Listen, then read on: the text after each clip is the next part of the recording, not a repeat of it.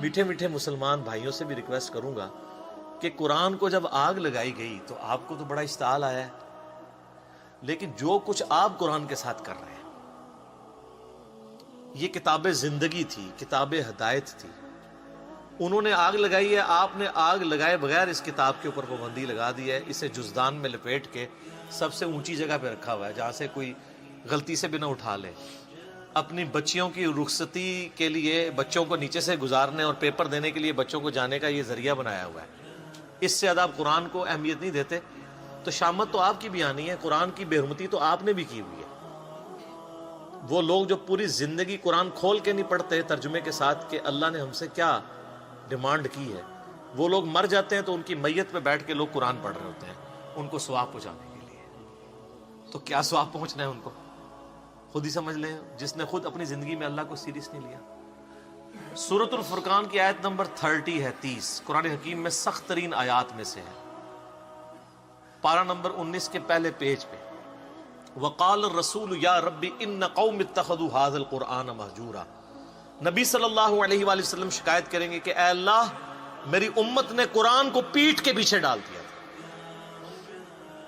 ہمیں تو بتایا گیا نبی علیہ السلام شفاعت کریں گے، انشاءاللہ ضرور کریں گے، لیکن شکایت بھی تو لگائیں گے، اور جب شکایت لگے گی پھر شفاعت کی انٹینسٹی کیا رہ جائے گی، اس کو بھی سوچنے کی ضرورت ہے۔ نبی علیہ السلام پوری زندگی قرآن قرآن قرآن قرآن۔ سورہ ال عمران کی آیت نمبر 103 ہے، وَاعْتَصِمُوا بِحَبْلِ اللَّهِ جَمِيعًا وَلَا تَفَرَّقُوا۔ اللہ کی رسی یعنی قرآن، وہ غدیر خم کی حدیث ہے صحیح مسلم میں، انٹرنیشنل نمبر کے مطابق 6225 سے 6228 تک۔ اللہ کی رسی اس کتاب کو کہا گیا، مضبوطی سے پکڑ لو اور فرقہ واریت میں مت پڑھو۔ مطلب یہ ہے کہ بائنڈنگ فورس امت کے لیے، فرقہ واریت سے نجات کے لیے قرآن ہے، تبھی کہا گیا نا کہ اللہ کی رسی کو پکڑو۔ بائنڈنگ فورس ہوگی تو پھر آپ علیحدہ نہیں ہوں گے نا۔ اور اس کو وائس ورثہ بھی کر لے کہ جو اللہ کی کتاب کو چھوڑے گا وہ لازمی فرقہ واریت میں پڑ جائے گا، اینڈ وائس ورثہ۔ فرقہ واریت کو ختم کرنے کے لیے کتاب اللہ کو پکڑنا ہے، اور اگر چھوڑیں گے تو فرقہ واریت آٹومیٹکلی ہوگی۔ اسی طریقے سے صحیح مسلم میں 2005 نمبر حدیث ہے، اللہ کے محبوب صلی اللہ علیہ وآلہ وسلم جب بھی کوئی تقریر، کوئی خطبہ دیتے، چاہے جمعے کا ہوتا، عیدین کا ہوتا، آپ علیہ السلام ہر خطبے کا آغاز اس سے کرتے حمد و صلات کے بعد، فَإِنَّ خَيْرَ الْحَدِيثِ كِتَابُ اللَّهِ۔ آگاہ ہو جاؤ کہ بہترین کلام، بے شک سب سے بہترین کلام اللہ کی کتاب ہے، وَخَيْرُ الْهَدِي هَدِيُّ مُحَمَّدٍ صلی اللہ علیہ وسلم،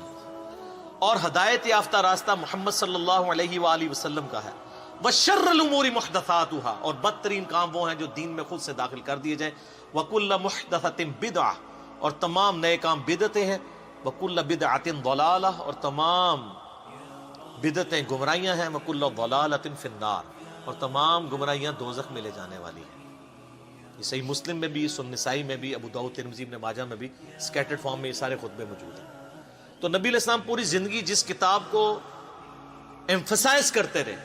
اس کتاب کو آگ لگانے پر کافر پر تو غصہ ہے، جو آپ نے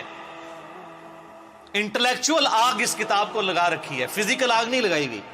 لیکن اینڈ ریزلٹ یہ ہے کہ انہوں نے بھی کتاب اللہ کی توہین کی، آپ نے توہین اس حوالے سے کر دی کہ قرآن کے اوپر عمل ہی نہیں کیا، قرآن کو جزدان میں لپیٹ کے رکھ دیا، اس کا ترجمہ ہی نہیں پڑھا۔ اور یار کوئی گورا بھی آپ کو خط لکھے نا تو آپ 4 دوستوں کے پاس جائیں گے اس کا ترجمہ کروانے کے لیے،